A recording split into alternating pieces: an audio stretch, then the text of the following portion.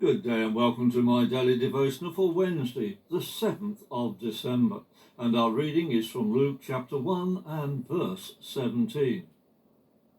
And he will proceed before him, that is the Lord, in the spirit and power of Elijah, to turn the hearts of fathers to their children, and the disobedient to the insight of righteousness, to prepare for the Lord a people having been equipped.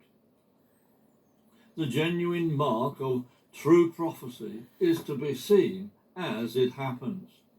In Malachi chapter 4 and verses 5 to 6, we read, "Look, I am sending you the prophet Elijah before the great and dreadful day of the Lord arrives. His preaching will turn the hearts of parents to their children and the hearts of children to their parents. Otherwise, I will come and strike the land with a curse."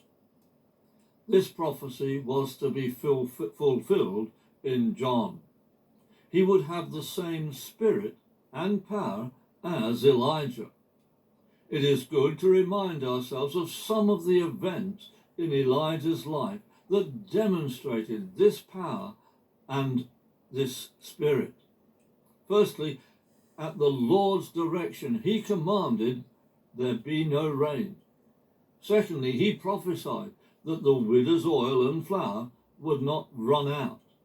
Thirdly, he prayed for the resurrection of the widow's son, who was restored.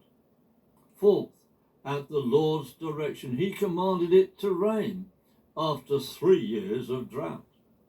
Fifth, he confronts the prophets of Baal and demonstrated the awesome presence and power of God to them and the people.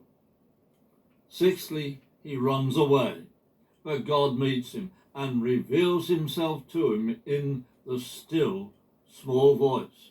And seventhly, he is taken into heaven by a whirlwind. These are some of the events in Elijah's life. And as we have seen, the prophecy was that Elijah would come again. John is the fulfillment of this, and Jesus confirmed this in Matthew chapter 17 and verses 11 and 13. And answering, he said, "Indeed, Elijah does come and will restore all things.